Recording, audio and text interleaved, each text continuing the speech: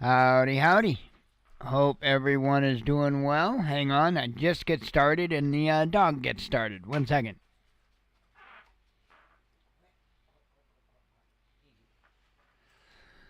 Alrighty, I am here. I'm present. Man. What a day. Pardon me, about, I don't know, 7 o'clock or a little bit before, I'm like, I'm going to lean back in my computer chair. My back was bothering me. Which reminds me, I was going to take some ibuprofen. Right about now, so that by the time I go to bed, it might be helping.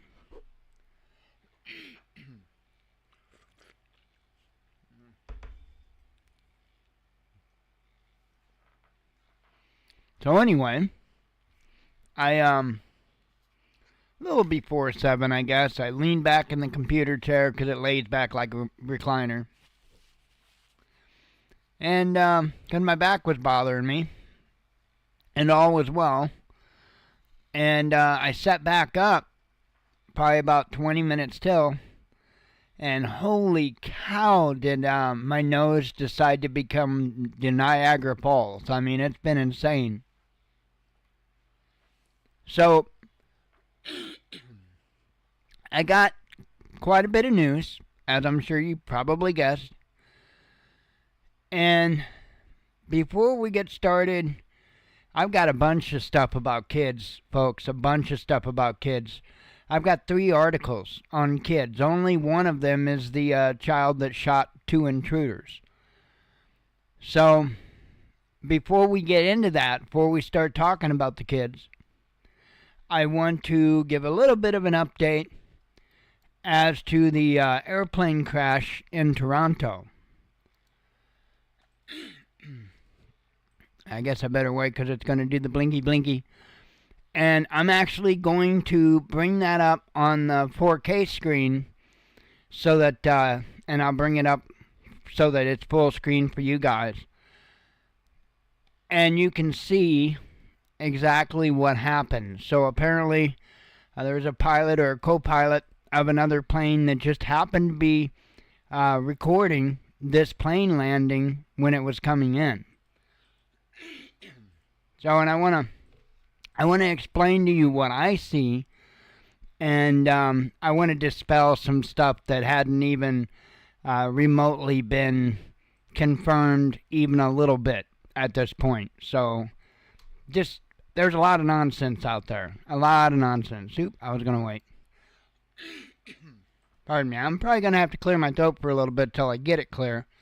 Let me go ahead and take you on over. And now I'll full screen it. And you see the aircraft here. I know you can't see my mouse really well, white on white. And you're going to see when it lands. And I'm going to tell you a little something to look for. As usual, I'll play that moment a couple of times through. What you're going to see right as it touches down is the plane is rolled just ever so slightly right. Very, very, very slightly rolled right. Or clockwise, if you will, if you're sitting in the plane. Not by a lot, but it doesn't take a lot. And what you're going to notice is the plane does a flat landing. It didn't land on all 3 gears at once, but it was really super close. It landed on the right rear gear first, but it was very close to the same time that the essential one we're looking at is that the front gear. That front gear is not supposed to sit down even close to the same time that your rear gears do. That's not how you land a plane. You flare it. And technically, you flare it, and you hold back on the elevator to keep the nose of the plane up in the air for a little bit, because the more you break your speed by using air and turning your entire plane into a speed brake, the less you wear on your brakes when you start applying them. Also, if you start braking way too early and you're going way too fast, you could damage your brakes. You could damage tires. You could cause all kinds of issues. So the idea is to set down on the rear gears lightly and hold the nose up for as long as you can. And then once the nose settles down, then you start applying brake. So let's go ahead and play through this. And I've got the audio turned down because it's just loud and annoying and it's not going to help anything. I've got the audio turned down. I'm going to go ahead and start.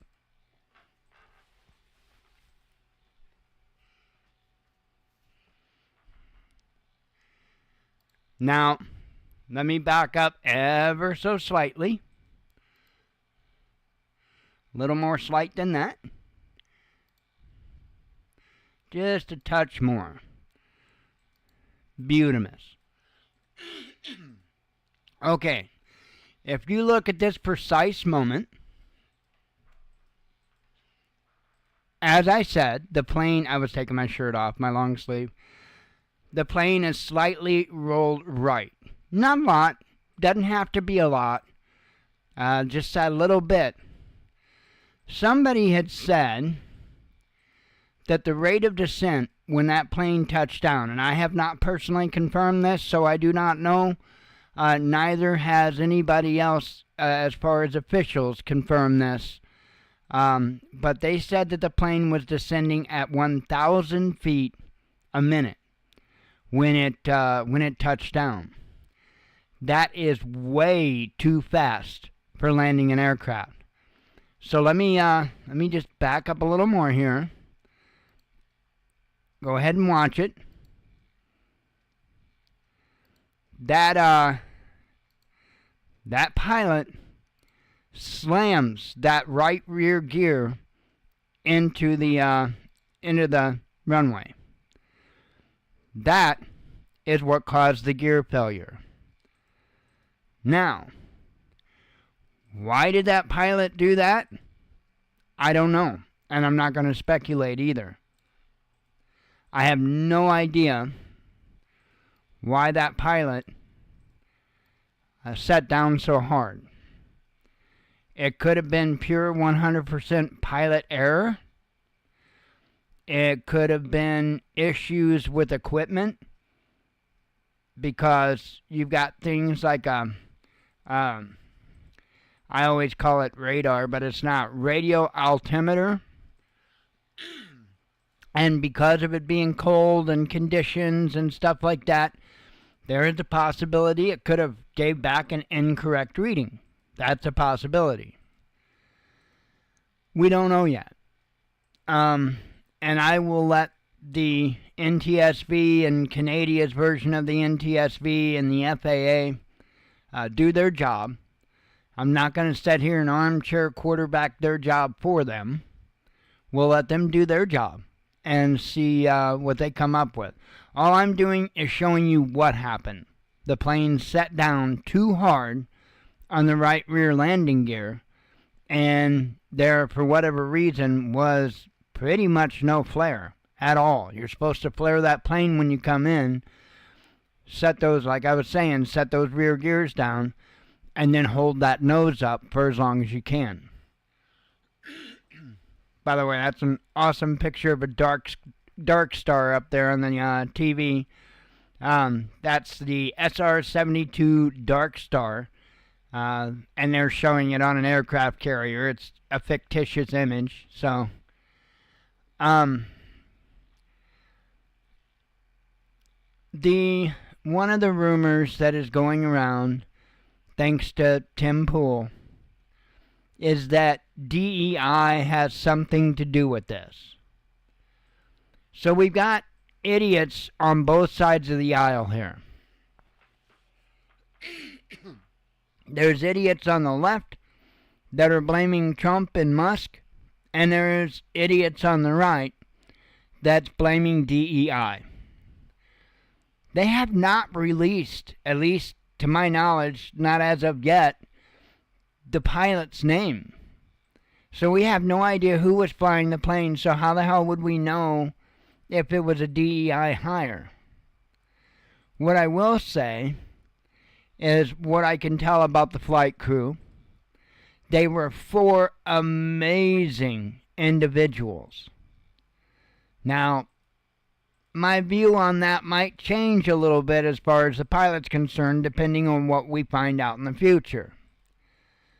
But I can tell you, the flight crew, the stewardesses, amazing. Absolutely amazing individuals, no doubt. So be wary of all the nonsense going on. There's no evidence of anything related to DEI with this incident whatsoever. It doesn't look like weather was a big factor in it.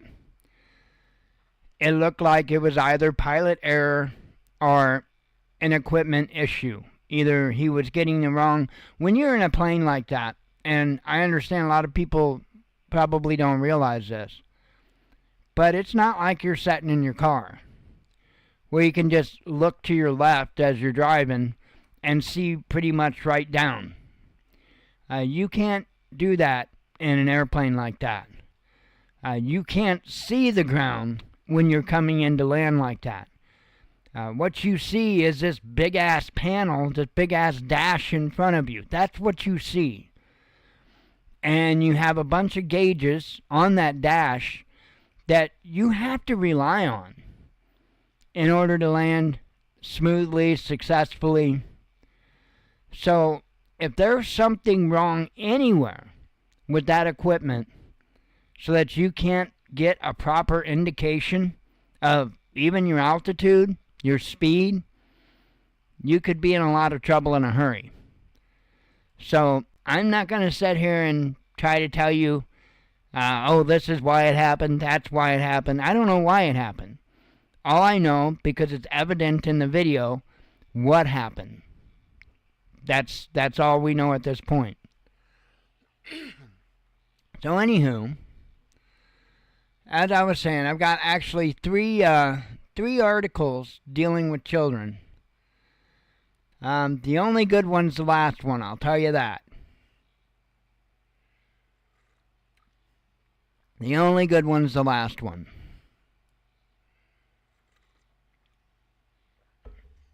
You often hear me when there is something involving children under the mother's care, solely the mother's care, or mother and whoever she's shacked up with.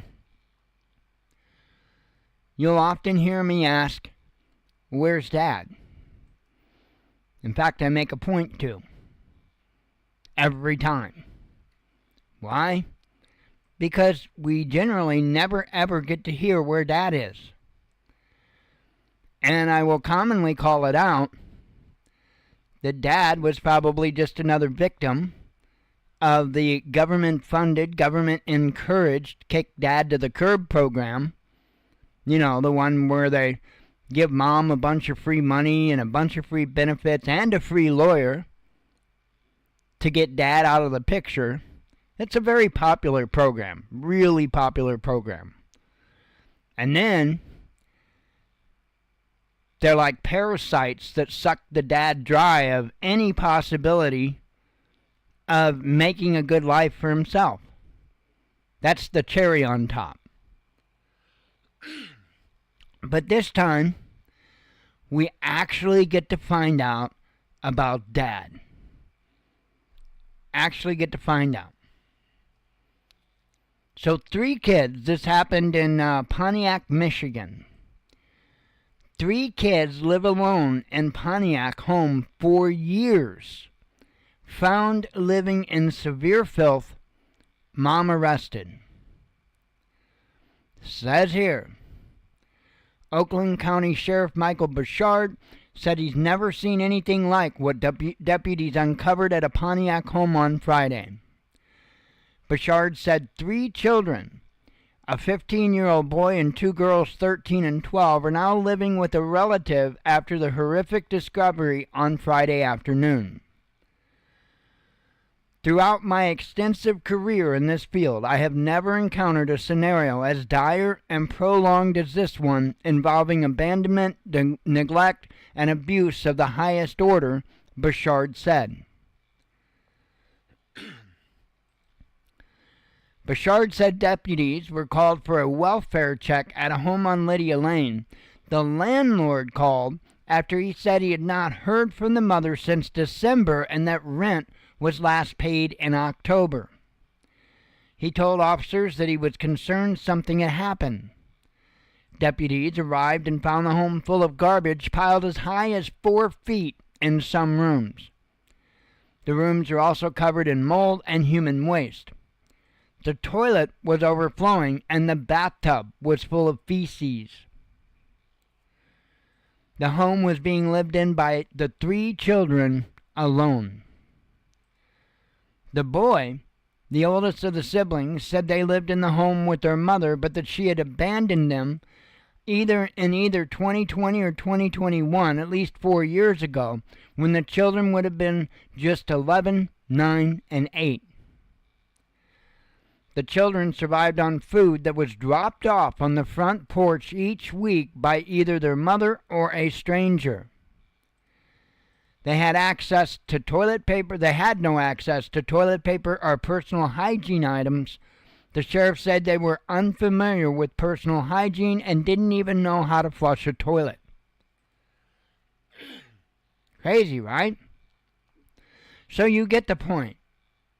The conditions that the children were living in and what was going on.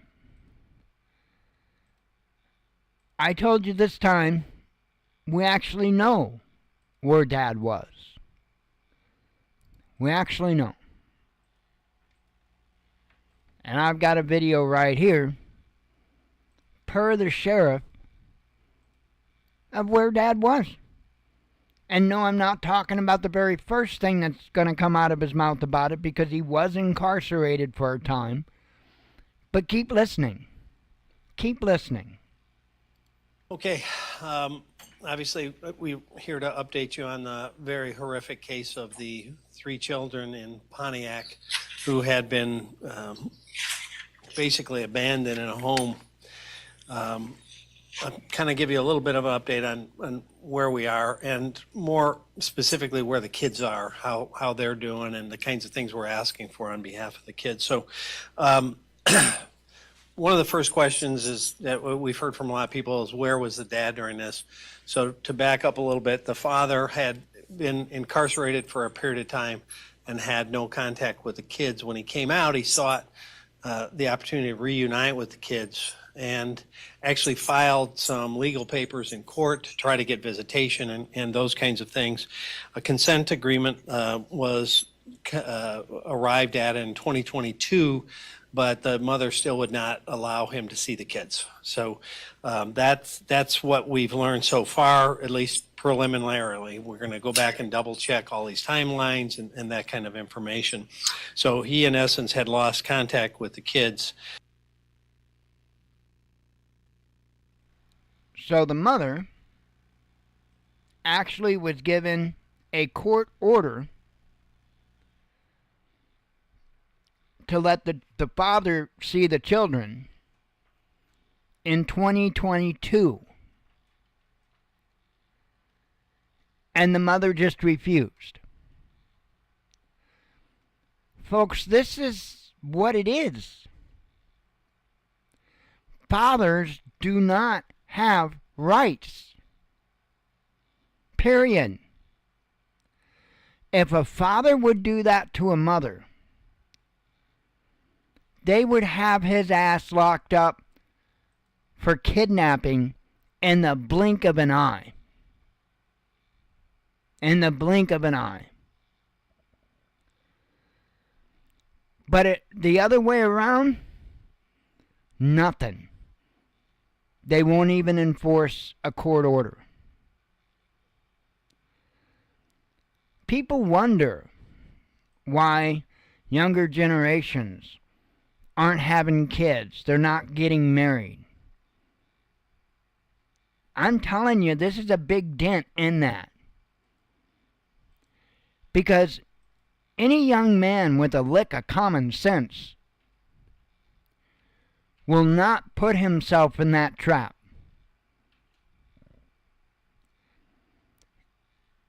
It's insane. This is one time, and I want to make this abundantly clear. This is one time that you actually get to hear where Dad is. 99.9% of the time, they don't give you any idea. I wished I had a way to look into this further. I wished I had a way to speak to the Father. I really do. I would love to be able to talk to the Father and love to hear His side from beginning to finish. Something has got to change. That's not going to happen until we get people demanding it. And I mean, it's going to be a nasty demand, because this isn't by accident. This isn't just by chance that this is happening. This isn't just happening in the United States. This is happening globally. Right now in, I believe it is Germany, if I'm not mistaken, they're trying to put all kinds of crazy misogyny laws in place. Like, even if you do anything whatsoever to speak wrongly or badly about a woman, then you can be jailed. This is not by chance. I'm not going to go into it further, but the Bible does a really good job of explaining why. There is a reason why evil is using women as a tool to do this. Sorry, I had to. Oh, huff me all you want. There is a reason why evil is using women as a tool to disrupt the family and destroy the fathers, the men. There's a reason. You've heard it said a million times, we fight not against flesh. Basically, we're fighting against a spiritual enemy. And that's a fact. I suck at verbatim stuff. That's a fact. This is very much a spiritual battle. There were reasons why the Bible told us, and again, I don't want to get into this, but the Bible told us not to allow for certain things. Not to allow certain individuals in certain positions to give them certain powers to do stuff like this. And I'm going to leave it at that. Otherwise, I'm just a horrible, horrible misogynist. Even though it comes right from the Father, along with the reasoning. So, I've got another story, and this one is a lot closer. This one happened in, I believe it was Florissant, Missouri. Yeah. Florissant, Missouri. And a 5-year-old, hang on.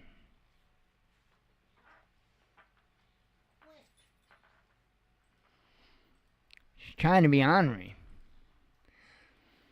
A 5-year-old found zip-tied and covered in bruises. I wonder which parent did this or allowed for this, right? I wonder which one. Was it mom or was it dad? Oh, that's right. Dad probably doesn't even get to see his kids, but he probably has to pay for them. A Florissant woman is facing multiple charges after a child was found zip-tied and covered in marks and bruises in St. Louis County. Elise Chambers, 26, is charged with abuse or neglect of a child, serious emotional or physical injury, first-degree kidnapping, and abuse or neglect of a child. She is being held on a cash-only $250,000 bond. Now, I'm not 110% sure as to why the kidnapping charges. I don't know if it's just simply because she had the child bound, or if maybe, I don't know, maybe the father did have visitation and she wouldn't let him see the child. I don't know. I can't answer that question. Goes on to say, court documents state that on Monday, police were notified of a child abuse incident by a friend of Chambers. The witness said that she had stayed at Chambers' house in Florissant the night before and that the 5-year-old was singled out for punishment. The witness said there were multiple times that the child would ball his fists up and be beaten on the knuckles with a phone by Chambers. The witness also said that Chambers made the boy do wall squats longer than anyone in the military should, and locked him in a closet, blocking him in with the dresser. Around 3 a.m., the witness said that the child was heard screaming, crying, and begging for something to stop. When the witness woke up in the morning, the boy was not in the room with his brothers, but was found on a downstairs floor with his hands zip-tied behind his back and his pants around his ankles. The boy was repeatedly covered in marks and bruises. The other children in the home told police that the 5-year-old was beaten with belts, cords, and hangers. They also said the victim would be made to stay in the closet. The child was taken to the hospital and admitted in part because of malnourishment. According to the charging documents, Chambers, the boy's mother, admitted to using belts, cords, and zip ties to punish the boy for sneaking food. She also reportedly admitted to leaving her son zip-tied for up to 3 hours. So, we don't get to hear where dear old dad is, but, man, how many times does this stuff have to happen? Let me ask you this.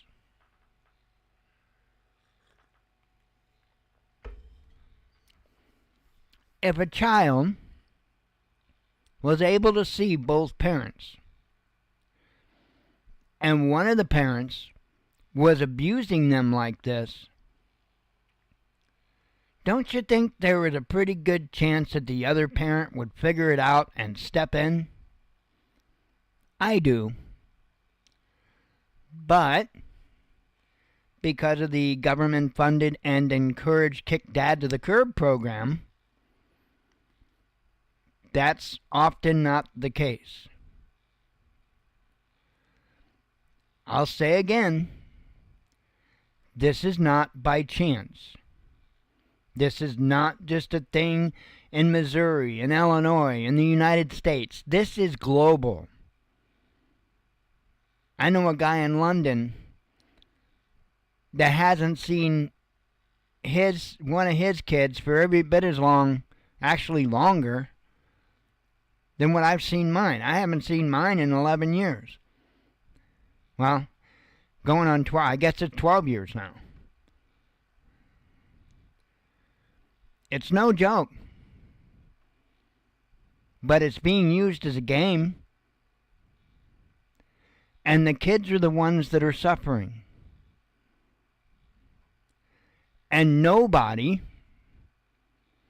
except for a small handful of fathers that have been victimized by this, will speak up and speak out. Very few men speak up on this. Although there are millions of men just right here in the United States that are dealing with it. I'll speak up. I'll speak out every single time. All I can do is encourage others to do the same. Even if you're not a victim of it. Even if you're not a male. Some of our best advocates are actually women. Full honesty. And let me tell you what, they're ruthless about it.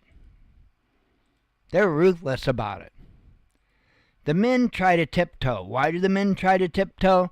The men try to tiptoe out of that just shimmer of hope that they might eventually get to see their child. Or that maybe they'll actually get unsupervised visits. Or maybe they might actually get, more than one time a month. Or whatever the case. It's insane. I had to fight 2 years. 2 years, thousands of dollars in a court of law to get my oldest son's name, his mother's name, off of the child support check and get his grandmother's name, whom was legal guardian, because, of course, I'm a guy, I couldn't be trusted to raise him. Just to get that name changed because the mother was showing up before the grandmother got off of work, stealing the check out of the mailbox, and since it was in her name anyway, going and cashing it and going partying. The only time she ever, for the most part, ever seen my son is when she came around at Christmas time to get her presents. But she was like clockwork on getting that child support check out of that mailbox. 2 years, thousands of dollars in court for that one little bitty change. And you know what I had to give up? I had to actually give up a little bit of the time that I was getting with my son, because as far as spending time with my son, that was not an issue. The grandmother had that worked out with me, and there was no issues there. I got to see my son plenty. I actually got him for what this kind of the standard is, every other weekend, every other holiday kind of thing.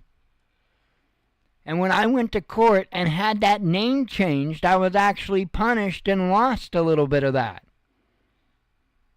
Now, in reality, the grandmother still kept the things that, kept up with the same things that we had done all along, and I appreciate her for that. But that's the problem. And I will damn well speak out on it. Every time. Because it's ridiculous. Okay, now to get to the story that a lot of people are waiting for. And I didn't do that for clickbait or anything. I want to be heard. I want to be heard. And so I wanted to put that before the child that shot the 2 intruders. Not for clicks. For awareness.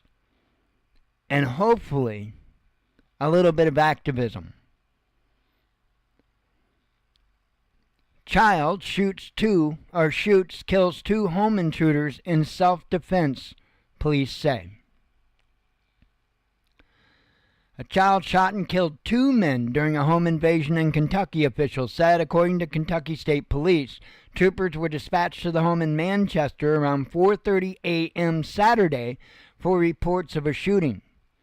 When troopers arrived, they found 2 men with gunshot wounds. Jeffrey Allen, 51, was pronounced dead at the scene. Roger Smith, 44, was transferred to an area hospital but later died. Police said that the 2 men had broken into the home with the intention of stealing firearms from a safe. During the break-in, a juvenile living in the home saw the men holding firearms. Acting in self-defense, police said, the child retrieved a handgun and shot both men before escaping through a bedroom window. Police did not give an exact age of the child who shot the alleged intruders. Police said the investigation is ongoing. So I'm just curious of the age myself. When they say child, it could literally be anywhere from, 5 years old up to 17. So I'm I have no idea on the age. I'm just curious about it. Good for him. I'm I try to be careful on my advice when it comes to firearms and children. Because what matters in that is the children. Well, and the parents, of course, but still the children. So, if you raise your children around firearms and you work hard at teaching them safety, teaching them how to shoot well, how to take care of a gun, how to clean a gun, how to, most importantly, respect a gun. If you don't make that gun a taboo thing, where they gotta sneak to check it out, chances are you're not going to have an accident. Now, of course, you have to provide the child with a stable home life, and you have to be honest with yourself as to whether or not the child themselves are stable. You got to have all these ducks in a row. And as long as you have all those ducks in a row, then yeah, I absolutely say make sure that there is a way that the child can protect themselves if need be. If any of those answers is an you need to lock all those firearms up in a manner that you know damn well the child can't get to them. So I always hate giving advice on firearms around children, because it depends on the parents, it depends on the upbringing of the child, and it depends on the child themselves. All those factors play a role. And if you don't know, if there's uncertainty on any of it, then just lock the damn guns up, right? Now, I don't know any other details. I don't know if the children, if the parents were home at the time, if they weren't home. I'm going to assume, and you know what that means, I'm just making an ass out of you and me, but I'm going to assume that they were probably home just sleeping, and for whatever reason the child was up, or the child got woken up by noises or something. I would assume, and again it's an assumption, that the parents were home, but the child was and I'm going to say the word, first responder. The child was the first responder. See, the child, first responder, took care of the situation, and then the child or somebody else at the house got on the phone and contacted the second responders. That's how that works. Technically, in that case, if it was a parent, the parent would be the second responder, police would be the third responder. But you kind of get my drift. I really think there needs to be a change in language, because by calling people that you dial 911 for first responders, it almost makes the initial contact or the initial people on scene are hopeless and helpless. And I think that's language that needs to be changed, because people ask. It's important, and a lot of times when they change names, change words, it's stupidity. But in this instance, when you say, I called the second responders, people are like, huh? What do you mean the second responders? It causes them to think about what you've got to say. And just maybe, if something happens, somebody, instead of pulling a phone out of their pocket and video recording what's going on, maybe they'll actually take some responsibility and assist. Maybe. But as it is now, we got to wait for the first responders. So all we can do is make a phone call and record video. It's nonsense. Oh, wow. Yeah, we've gotten, we've gotten snow, overnight, last night, and then, I think it's still snowing just a little bit out there. We didn't get a lot, though. We're not expected to get a lot. A little down south, as I've been talking about how the weather systems have been going further south. Down just south of us is going to get nailed. They could get like a foot. So, but we're right at the tippy top of the snow, so we're not going to get much. I would say that we probably got an inch, maybe an inch and a quarter. I don't think much more than that. So, thank goodness. But it's cold as hell. I can't wait. We got a few more days of this cold, and then we're going to start climbing up, and we're going to be 50s and 60s. Or not 50s and 60s. Slap me, I'm dreaming. 40s and 50s. 40s and 50s. Which is great because, man, our power bill sucked. But we had like 2 weeks that it was just bitter cold. And we're not using the diesel heater this year. So it makes a big... That diesel heater, man, that saves us about $200. I'm not even remotely kidding. Using that diesel heater saves us about $200 on the power bill. And that's, $70, $80 worth of diesel. So I would say that's a fairly significant savings. So come hell or high water, next year we're going to have ourselves ready to use diesel. Oh, okay, yeah, you're supposed to get about a foot. Yeah, you're getting the same kind of band that's hidden just, I don't know, about 30, 45 minutes south of us. Yep.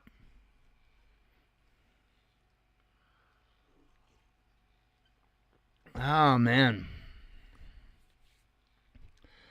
Alrighty. Now, moving on from the children's. And, well... Wait, what was that one? Okay. I've got 4 more tabs open. 2 are about Ukraine. 1 is talking about Russia and us, and not involving Ukraine. And the last one's about the EU and their dumbassery. So, you know. And I need a vape. I did fix that, by the way. I re-wicked it, made new juice. She's vaping like a king. I love that tank. Kylin 2. It's a Kylin 2. Kylin 2. Love that tank. I think they got a Kylin 3 that's a little bit better than the 2. So the 2 is better than the 1. I don't really recommend... I mean, I kind of half-ass recommend the 1. Depends if you have juice that causes your seals to expand. If you use juices that cause your seals to expand, I definitely recommend the 1. Because this is my second Kylin 2. Because the first one, the juice I used in it was juice that had a flavoring in it that would expand the seals. And yeah, one of the seals got ripped all to hell within a week after me using it. So Kylin 1 is better in that case because the top screws off. This one just slides over. But the Kylin 3, and I don't know how the top works on that, but Kylin 3 has more features to it, so... Anywho, I don't keep up with all that stuff. I just find what seems to be a really good design, and then I research it before I buy it, because I ain't got the money to just buy all kinds of crap. And if I had the money, I wouldn't just buy all kinds of crap. I would look into it.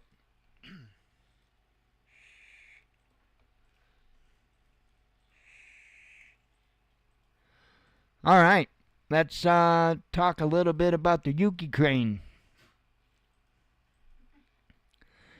EU wants Ukraine peace deal before ceasefire, says Reuters. You know what my dad used to tell me? Real simple. Shit in one hand, wish in the other, and see which one comes first. Yeah, this don't even make sense. I'll read it, at least part of it. The EU does not want Ukraine to announce a ceasefire with Russia before a comprehensive peace agreement is reached between Moscow and Kiev, Reuters reported on Tuesday, citing an unnamed European official. According to the report, the bloc considers an unconditional ceasefire, quote-unquote, dangerous, because them shooting at one another and trying to blow each other up with weaponized drones, that's not dangerous. But stopping the shooting and stopping the drones, that's dangerous. It's upside down day, I guess, in the EU. So, here's the truth. The EU are livid. They're beside themselves. They haven't been invited to the party. The U.S. and Russia are making they're starting this conversation. Because if it's left up to Ukraine and Russia, it's not going to end. Not well. And if the EU is allowed to have anything to do with it, it's not going to end well. I will say this, Trump absolutely knows what he's doing here. And he knows the path to peace. And I think he's doing it. And from what I can tell, he's doing an incredible job of it. I commend him. And I don't say that stuff lightly, especially about leaders. Because I do the opposite. A lot of people want to idolize people of power, and I don't. I actually put people of power, in my mind, lower than I'll put you. The average Joe, the average Jane. And my mind just does that because I don't believe this whole rat race, life is a popularity contest bullshit. I believe in reality. And the reason, and I get that society doesn't believe in reality, but what I understand is if things do go tits up, it's not going to be a popularity contest. It's going to be nothing but reality. And so I live my life that way. Just like I do what I can to kind of curb how much I eat every day. My daily food intake. Why? Because if I'm going to have to eat less after things go tits up, I don't want all that, change, all that quote-unquote sacrifice to happen overnight. I already want to be there so that it's not even a transition at all. That's why. When I say I am into preparedness, I mean it. I may not be able to financially buy everything that I would like to have. I might not be able to physically do the things I'd like to be able to do. But I won't sell myself short on the things that I can. And I recommend everybody take that attitude.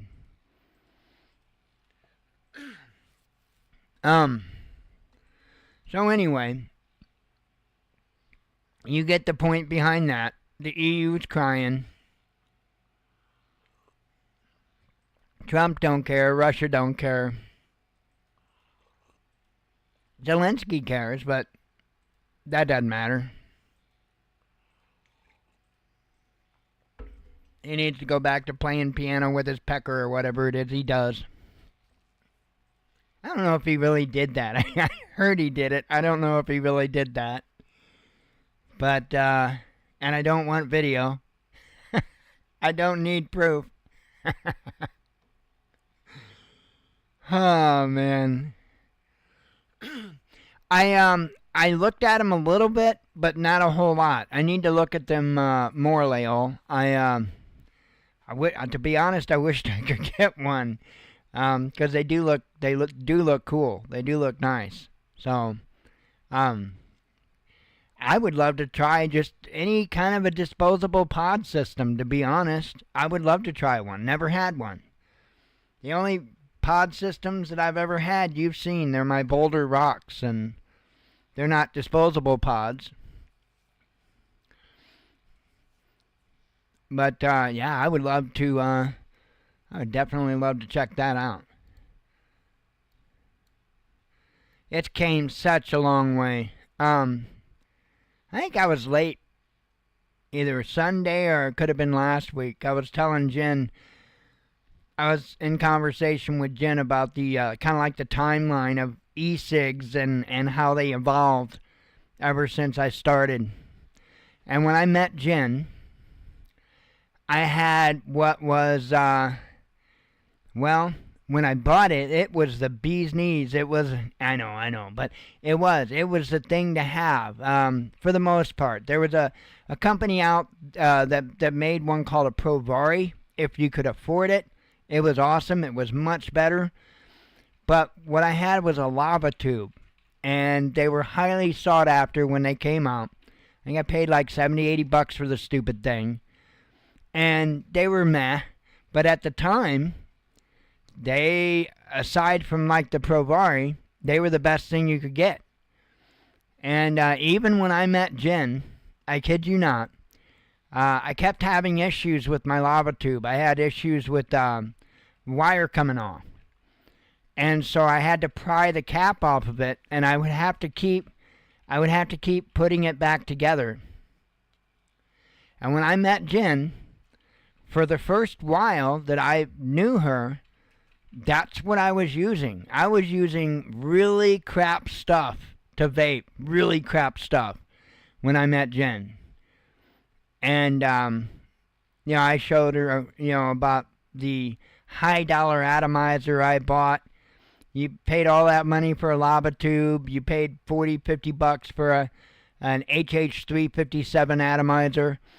And it was still, it was just a little bit above meh. I mean, it was still meh, but just barely above, the prior meh. So now, I was actually against what they call sub-ohm vaping, which is like the where you're talking about the fogger and stuff. That's all sub-ohm. My mod here, my tanks, they're sub-ohm. I was actually against sub-ohm vaping, and the reason I was against sub-ohm vaping wasn't because of anything wrong with the sub-ohm vaping itself, but because of the idiots that were using them to annoy people. They would go into restaurants because vaping wasn't banned anywhere and all of that, and they would take big old drags and blow it in people's faces that were trying to eat, and that's not cool. Not even a little bit. Remember, I've been in the game ever since the game pretty much started here in the U.S., and we were very strict on self-regulation, and that was not cool. So I stayed personally away from sub-ohm vaping, not because I didn't like it, but because I didn't like what other people were doing with it. And actually, somebody that watched this show went by Evil. He was into sub-ohm vaping, and he came over to visit, and I checked out his mod and his tank and stuff like that, and I was like, damn, that's what I need. So that's when I started getting the bigger mods and the tanks and all that and getting into sub-ohm vaping. But, yeah, that's actually why I was late that one night, because I lost track of time because I was jabbering with her about all that. You actually got the short story. I gave her pretty much the full story. But,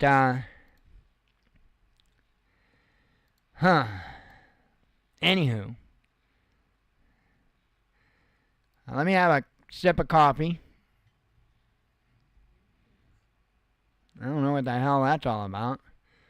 Dude's driving down the road, revving his engine up. Must be trying to improve the size of his manhood.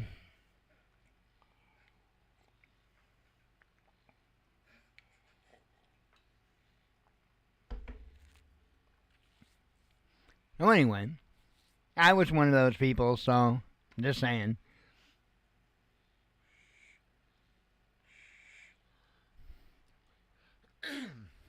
I ain't no better. I'm just older.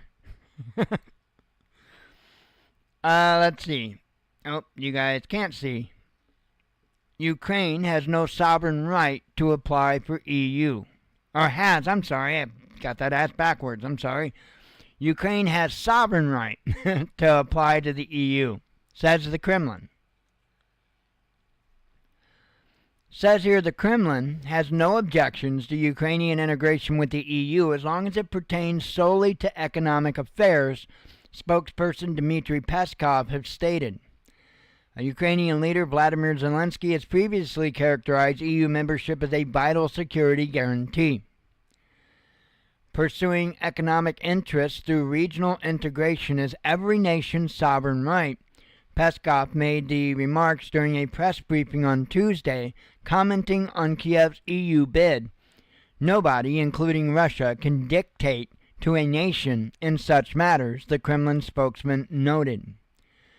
Moscow holds a very different position on issues of security, defense, and military alliances, Peskov stressed, emphasizing that a comprehensive, viable long-term resolution to the Ukraine conflict is unattainable without addressing broader continental security issues. And it was also said by Russia, I don't know if it was Lavrov or Peskov or it's actually in the stuff I shared on Twitter.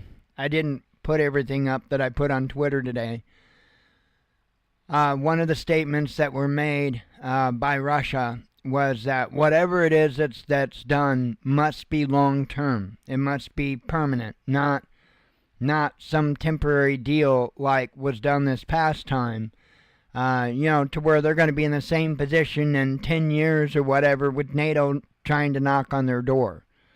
So they're looking for a permanent solution, and I think that's understandable. I think that should be understandable.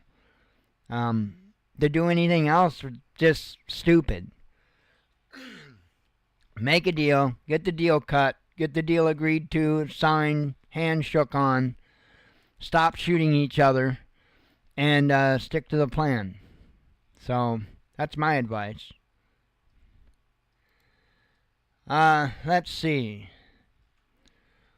Also, going on with Russia, and this is a little better news in my opinion. Hang on, coffee.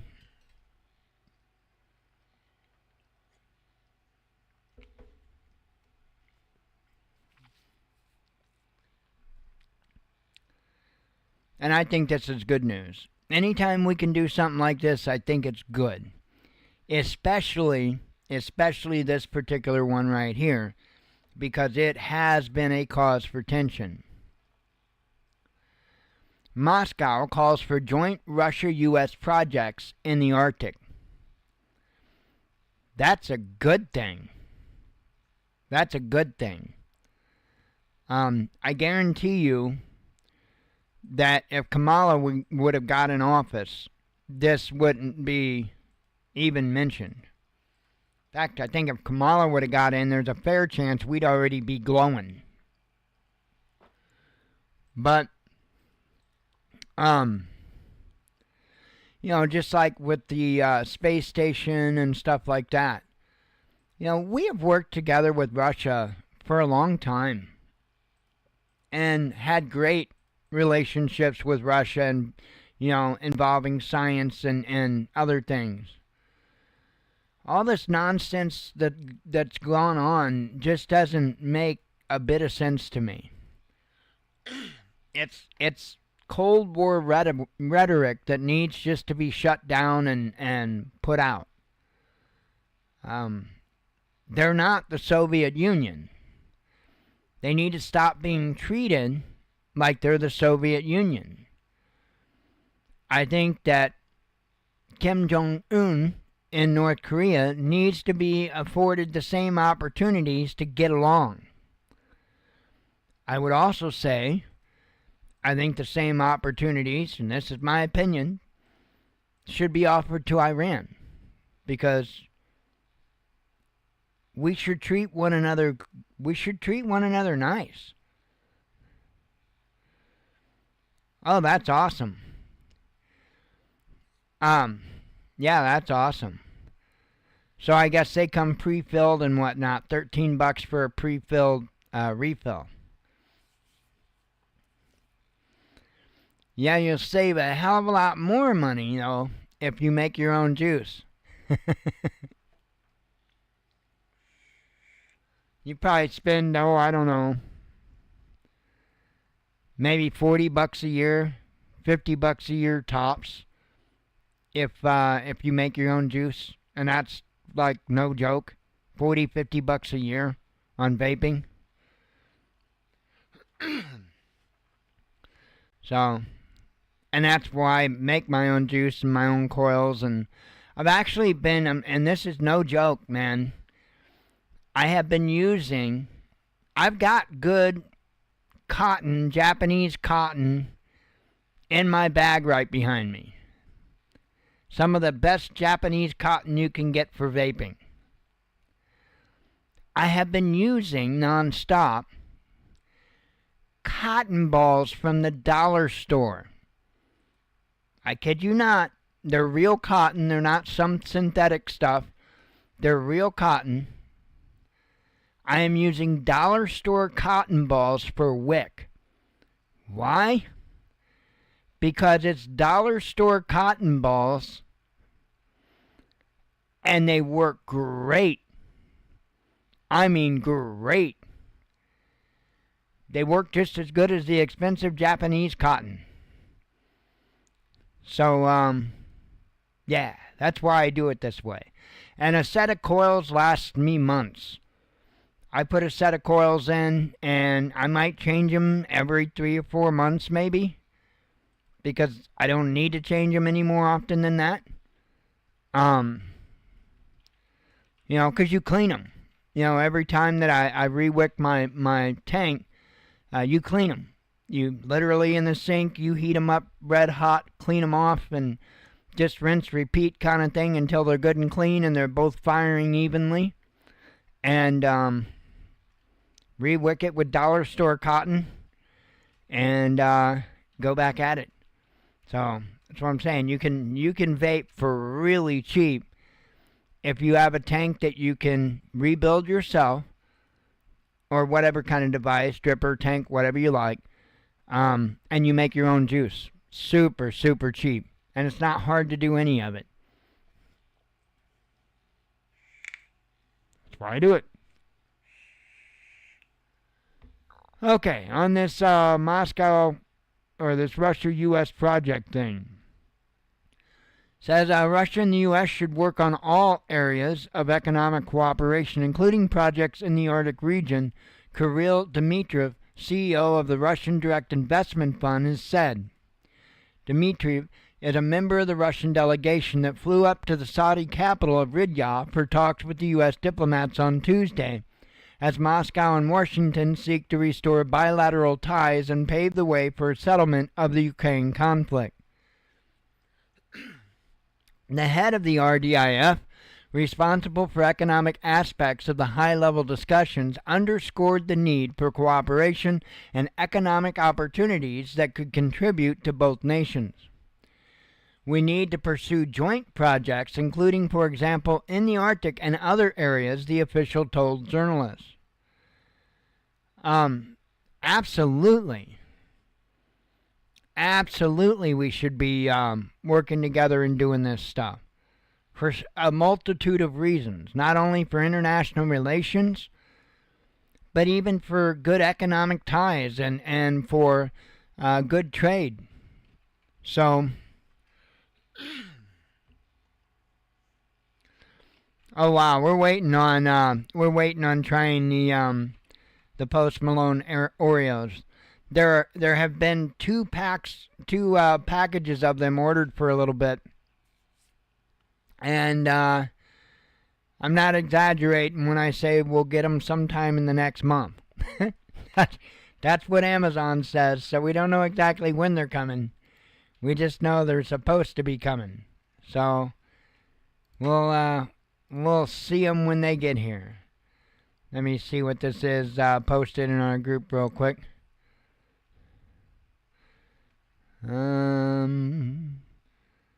Okay. Familiar name. Somebody advertising, I guess, piano lessons. So, She's advertised before, and I recognize the name. You have to be very careful of scams when you run like local town groups and stuff. I mean, I guess you don't have to, but I don't want my fellow community members to be taken advantage of. So I'm very, very aware of what gets posted and advertised. And if it's a scam, it's the ad's gone, they're gone, the whole 9 yards. I believe heavily in letting businesses advertise, especially the local businesses. You know, I think the group runs pretty well for the most part. Anywho, I got one more article for you, but I gotta have a sip of coffee. And you know it, a couple of vapes.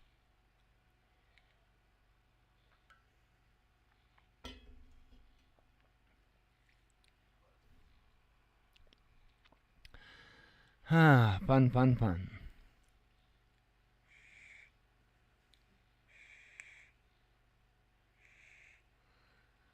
So there's a price for being a dumbass. I mean, that's typically a good rule of thumb to go by. And I think the EU has got a long way to go before they figure it out. Vital pulp mill shuts after EU state disconnects from Russian grid, says media. You know how much industry has shut down in the EU as a result of their bickering with Russia? There has been so much industry that's had to shut down. There were manufacturers of glass and steel and all kinds of other things that could no longer afford to operate because they had to stop using energy from Russia.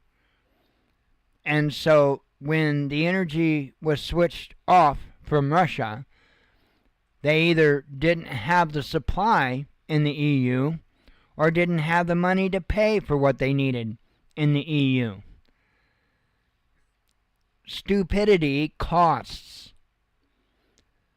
Says here, Estonia's largest pulp mill has halted production due to skyrocketing electricity prices after the Baltic nation disconnected from the Russian-Belarusian energy network and synchronized with the EU's grid, news outlet Delphi has reported.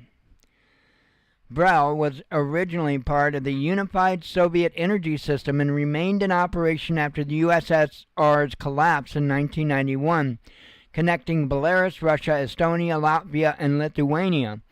Under a 2001 agreement, the 5 countries committed to sharing electricity and providing mutual support during power emergencies. Earlier this month, the Baltic states severed their ties with Brel and integrated with the EU's network. The move sparked a massive surge in electricity prices in the 3 Baltic countries. Last week, the average daily price almost doubled from €126 or $131 to €230 or $240 per megawatt hour, while peak hours saw prices up to €483 or $505 per megawatt hour, according to the Nord Pool Exchange. So again, stupidity costs dearly. Could even cost you your industry. And they still can't figure it out. Yeah, I seen that. I also have in my possession an image that I will be happy to share with you. Right here. Where Mike Lee, one of our senators, said, as a U.S. senator, I've tried repeatedly to get into Fort Knox. They said, you can't come to Fort Knox. He asked why. They said, it's a military installation. He said, I'm a senator. I go to military bases all the time. Fort Knox said, you still can't come because you can't. So Elon had replied, it would be cool to do... Oh, wait, no. Mike Lee, I guess, reposted Elon's reply to Alex Jones. So let me clear that up. He said it would be cool to do a live video walkthrough at Fort Knox. You know, I'll tell you what, you want to take a dent out of the deficit? Paywall that. You know, I mean, I would be bitching. A lot of people would probably be bitching. But nonetheless, there'd be a lot of people that would do a pay-per-view to watch him walk through Fort Knox just to see if the gold was there. So, yeah, Loyola, I agree. I don't think it's there, or not even close to what's supposed to be there. From my understanding, and you can call it conspiracy theory if you want, from my understanding, I think there was a bunch of gold underneath, if I'm not mistaken, of the World Trade Centers when they came down. And when I say a bunch of gold, I mean a bunch of gold. And I don't know if that was from Fort Knox or not, but there was supposedly a whole lot of gold there. Also, the Pentagon was, I think, due to release a report or something like that the next day about, I think it was trillions of dollars. I don't remember the number exactly, but trillions of dollars that was unaccounted for. And the evidence, you know, quinky dink, I'm sure, the evidence for all of this, the paperwork, all of the evidence for this was in building number 7 that didn't get hit by a plane, but still free fell in its own footprint, you know, as if it did. Well, not actually as if it did, because that's not how a building would come down if it came down as a result of being hit by an airplane. When a building falls, free falls, in its own footprint, that building was brought down. You can't tell me that 3 buildings on the same day from the same event fell at free fall speeds in their own footprint. No matter how much BS you tell me, I know enough about physics, I know enough about structural integrity, physics involved with that. That's not even remotely a possibility. I have no doubt the gold was stolen years ago. And hell, and you're talking about Fort Knox, as far as what was under the World Trade Centers, hell, who knows? That could have been the gold that Saddam Hussein had hidden. You remember the weapons of mass destruction? Yeah, gold bars were the weapons of mass destruction. That's what we did. We went there. They had bunkers where they stored their gold and other treasures. And we went there and we looted the hell out of the country. Those were the weapons of mass destruction. There were no bombs or missiles or anything of the sort. Chemical weapons. That was their treasures. And we went and we stole them. It's crazy. And I really do hope that all this stuff comes out and gets revealed. I really do hope that we are at that point in time that everybody gets to see this. Now, at the same time, they say watch what you wish for, because I have no idea what the people's reaction would be to hear just exactly how much we've been lied to, how much we've been screwed over. I don't know. I don't, you know, I don't know. We'll have to, I guess, cross that road when we see it. But it's crazy. Yeah, oh yeah, the poppy fields that they guarded? Absolutely. Absolutely. And then when that quit, by the way, those are the same poppy fields that was feeding the heroin epidemic in the United States. It was not coming in through the southern border. It was not coming in through the northern border. The government themselves was flying the opium into the country. And I'm sure probably some finished product too, but absolutely that was going on.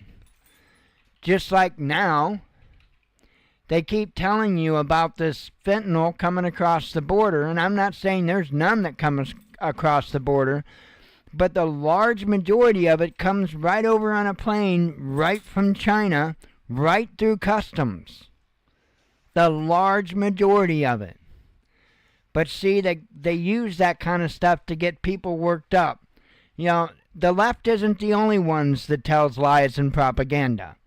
Both sides do. They were talking the other day, and in fact, I think Arizona it was, signed some kind of an executive order, a law into place, or something to that effect, and it's going to give a bunch of money and capability to the border, the folks on the border, to be able to deal with drones. And the claim was that the cartels were using drones to deliver the drugs. Now, you might have got me if you would have said that they're going to use drones to attack border patrol or whatnot. You might have had me at that. But then they started talking about how the cartels were flying the drones 30 miles to the border. And that's when I realized just how full of shit they were. Because to have a drone, they're going to have the capability to fly 30 miles. You got to have a drone with capabilities to do two things. Have connectivity for that distance, and the only way you're going to do that is to use the cell towers. That's doable. That's possible. But you also have to have battery that would last that long. Now, you're talking about the drones that cost tens of thousands of dollars at this point. If you did that and flew that drone 30 miles across the border, I guarantee you there's not enough battery left in that drone to fly it back. And there is no cartel in this world dumb enough to spend $30,000, $40,000 on a drone for a one-way trip to deliver drugs. You would have to have a drone that size to carry any weight to make it work worthwhile. You would have to have a drone like that to have that connectivity to cell towers. And you would have to have a drone like that to have that battery lifespan to fly that far. But you ain't going to fly it back. So I'm all about them being able to, deal with drones. I got no problem with that. But why are we giving false pretenses and telling lies about why it's needed? That part I don't get. That part I don't get. But, the problem is, a lot of these people, the senators and stuff like that, they probably don't have any idea. They have advisors and other people that tell them things. And that's how this country's gotten to where it is. Our senators, our representatives right now in the state capitol, or in the nation's capital, but in the Capitol building, they'll get some type of a bill given to them. They'll be given a short amount of time to go over it. And they aren't even the ones that go over it. They have their people go over it. And that's if they do that much. Government's not supposed to be like that. We didn't elect those assistants or whatever it is you call them, interns, whatever they're called. We did not elect them. We elected the people in the House of Representatives and the people in the Senate to be our representation. And they can't be that representation if they don't even know what the hell they're representing. We need to fix that problem too. But anyway, I'm like 20 minutes over my usual time because I jabber my face off. I'm going to get out of here and get the girl her medicines and take my medicines and go to bed. And next day, or tomorrow's another day is what I meant to say, and do it all over again. I haven't had my VR headset on in forever. Maybe tomorrow I can force myself to turn it on and maybe go fly VTOL VR or something a little bit. I haven't had it on for, I'm sure, over a week at this point. It's been a while. So, I really suck as a gamer. I'm not a gamer, not even remotely. Anyway, I am out of here. I hope you all have a wonderful and blessed evening. God willing, we'll see you tomorrow. As always, shalom.